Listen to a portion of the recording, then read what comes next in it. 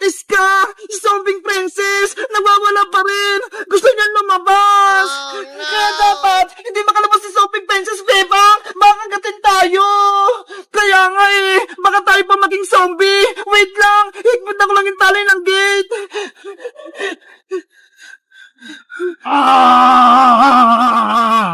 Kawawa naman si Princess! Naging zombie na naman siya!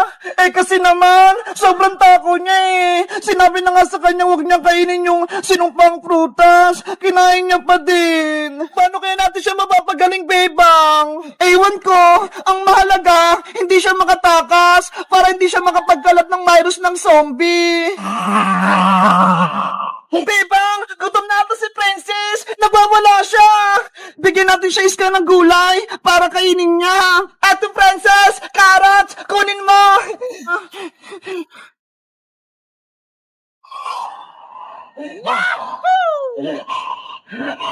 Ayun! Kinuha niya! Naku! Ayaw niya kainin yung gulay! Nagwawala na si Zombie Princess! Gutom na siguro! Kailangan natin pakainin si Zombie Princess, Bebang, para hindi siya gutom! Ay, wait! May naisip ako! Kuha ko ng pagkain sa bahay! Baka meron! Bilisan mo! Ako na magbabantay dito! Bantay mo siyang Megis ka! Magumpat na kasi si Princess! Akong bahala! Babantay ako tong gate! Princess! Etong gulay mo na yung kainin mo!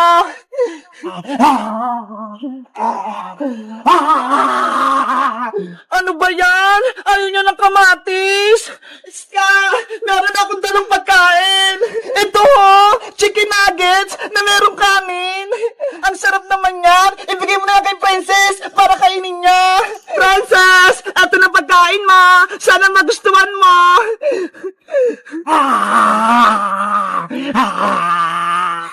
Huwag yung kamay ko, Princess! Mag-ingat ka, Bebang! Baka gatin ni Sobrang Princess yung kamay mo! Atong nagis lang yung kunin mo! Ay, ta!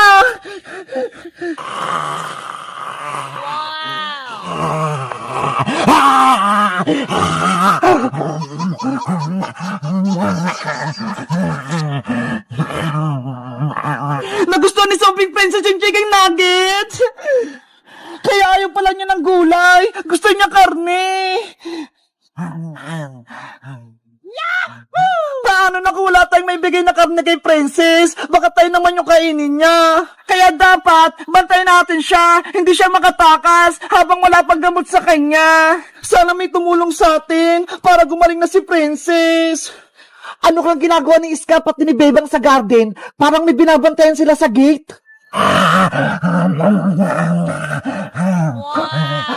Tara, Iska! Umuwi muna tayo habang kumakain pa si Princess. Hindi naman niya tatakas Okay, magpahinga muna tayo. Princess, diyan ka lang muna Babalik din kami. Ayun! Umalis na si Bebang pati si Iska. Pumunta nga ako sa garden para malaman ko kung anong binabantayan nila. Ano kayang nasa loob? Oh, no! Ano yun? Parang may tao! Parang may zombie!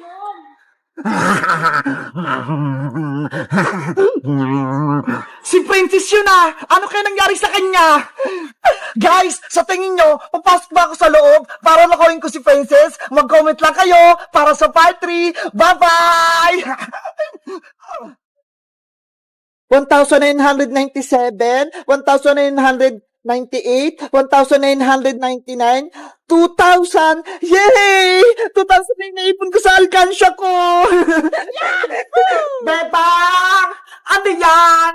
Princess, halika rito. Tignan mo may malaki akong hipotamos na alkansya. Wow! Ang laki naman yan, Bebang! Alkansya! Bigay ito sa akin ni nanay nung nakaraang araw. Sabi niya, mag-ipon daw ako ng maraming pera. Ang galing naman! Ang laki sa'yo! Sa akin, ang liit lang ng piggy bank ko. Alam mo ba, marami na akong lagay dito sa alkansya ko. 2,000 pesos. Totoo! 2,000! Grabe! Ang dami mo ng pera, Bebang! Mayaman ka na! Kaya nga pakinggan mo. Punong-puno nga! Bebang, pwede ko bang hawakan yung alkansya mo? Okay, eto princess oh. Hala, ang bigat nito Bebang, ang daming laman. Sabi ko sa'yo kasi may mga perang papel, tsaka bariya, marami. Bebang, may 20 pesos ako dito. Gusto mo? Sa'yo na lang. Ilagay ko rito sa loob ng alkansya mo.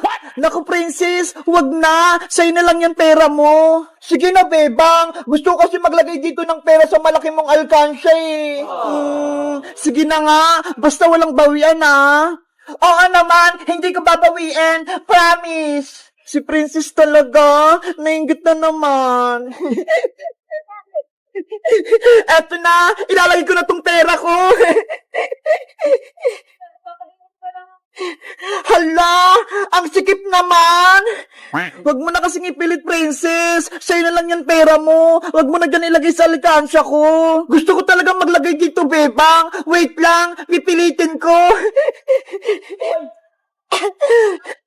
Ayun! Pumasok! Diba? Ang saya sa pakiramdam kapag merong nailalagay sa alkansya na nadagdag yung naiipon. Kaya nga sana bilan din ako ni nanay ng malaking alkansya katulad nito, Bebang. Magpabili ka na kasi kay Aling Tiri para pares tayo. Sige, magpapabili ako kay nanay bukas. Gusto ko yung hippopotamus din. Princess, akin na yung alkansya ko. Papasok na ako sa bahay. Hala, mamaya na. Naglalaro pa tayo Baka tinatawag na ako ni Nanay Princess Akin na yan. Paano nilagay kong 20 pesos dito sa alkansya mo? Sabi mo hindi mo na babawiin. Laro-laro lang yun, Bebang. Dapat ibalik mo yung 20 ko. Wala akong pera dito, Princess. Nilagay ko na dyan sa alkansya ko. Babawiin ko yung Bebang. Pambili ko yun ng pagkain Kukunin ko to dito sa may loob. Hoy, Princess, hindi pwede. May sira yung alkansya ko. Yung 20 ko kasi nasa loob. Ibalik mo yun. Princess, akin na yung hippopotamus ko. Ayoko, Bebang. Ibalik mo muna yung 20 ko. Kung hindi, kukunin ko to. Hindi pwede, Princess. Nandyan yung ipon ko. Iuwi ko na to. Bibiyakin ko tong alkansya mo. Kukunin ko yung 20 ko. Huwag, Princess. Masisira yan. Magagalit si nanay. Ibabalik ko rin sa ito, Bebang, kapag nakuha ko yung 20 ko. Princess! Oh no! Guys, ano kayang gagawin ko para makuha ko yung 20 dito sa loob ng alkansya ni Bebang? Kasi, pambili ko ng chichirya Mag-comment lang kayo. Bye-bye! Happy New Year, everyone! Wow! Ang lakas ng paputok ko! Eto na ating pinakamalakas na paputok sa buong mundo!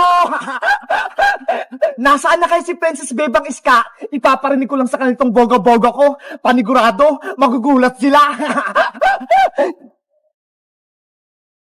Princess, Iska, anong gagamitin yung pangpaingay sa bagong taon? Eto sa akin, Bebang, turotot!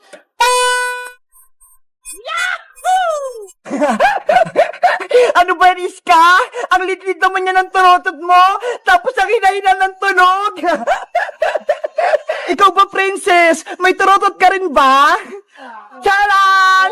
Binigyan ako namin ng mahabang turotot. Pakinggan nyo, Pop!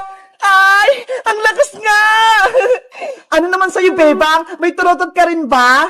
Wala pa Pero sabi ni nanay, pwede na daw itong mga kaldero. Eto na lang daw yung pampaingay ko. Si Bebang, magkakalimbang na kaldero. Pakinggan nyo, Maganda nga! Malakas din yung tunog! Ready na tayo sa pagsalubong ng bagong taon! Panigurado masaya tayo! Year 2024 na bukas! Ang bilis ng panahon! Birthday ko na ulit sa January! Ang saya-saya ko ngayong 2023 dahil marami tayong adventure at sana sa 2024 mas masaya ulit! At sana rin hindi na maggugulo sa atin si Boy yung butike para lagi tayong masaya!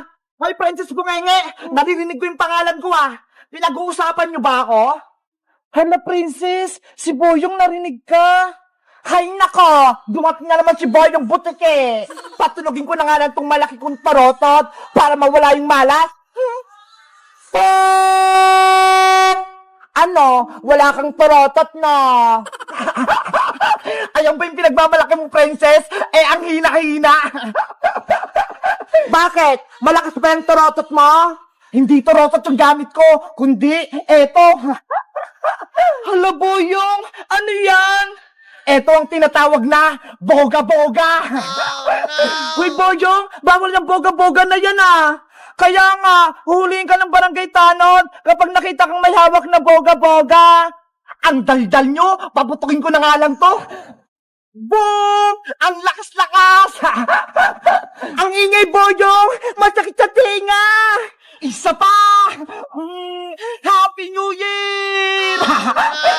Boyong! Itigil mo na yan! Bawal yung boga-boga! Panis yung mga tarotot nyo! Malakas tong boga ko! Parang may naririnig akong boga-boga dun Happy New Year! Hoy, bakit pasaway? Ano yan? Manong tanod, si Boyong po, naglalaro ng boga-boga. Huliin niyo po siya. Lagot, may tanod. Alam mo bang bawal magpaputok ng boga-boga? Nakakadisgrasya yan. Hindi po siya sa amin nakikinig, Manong tanod. Sinabihan na nga po namin siya na bawal Akin na yan, Boyong. Kung ayaw mo ipakulong kita. Ayoko pong makulong, Manong tanod. Ito na po, ibibigay ko na. Sa susunod, huwag ka na maglaro nito Kung hindi, dadalhin na kita sa pulis. Opo. Buti nga sa'yo, Boyong. Wala ka ng boga-boga.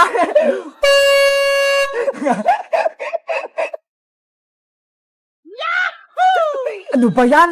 Wala na akong boga-boga. Wala na akong paputok sa New Year. Magtarotot ka na lang kasi, Boyong. Huwag ka nang gumamit ng paputok.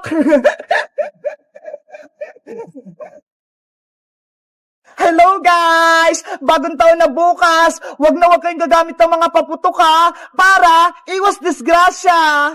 Kaso si Boyong, naglaro pa rin ng boga-boga Bawal yun. Dapat, tarotot na lang, o kaya, mga kaldero, katulad nito.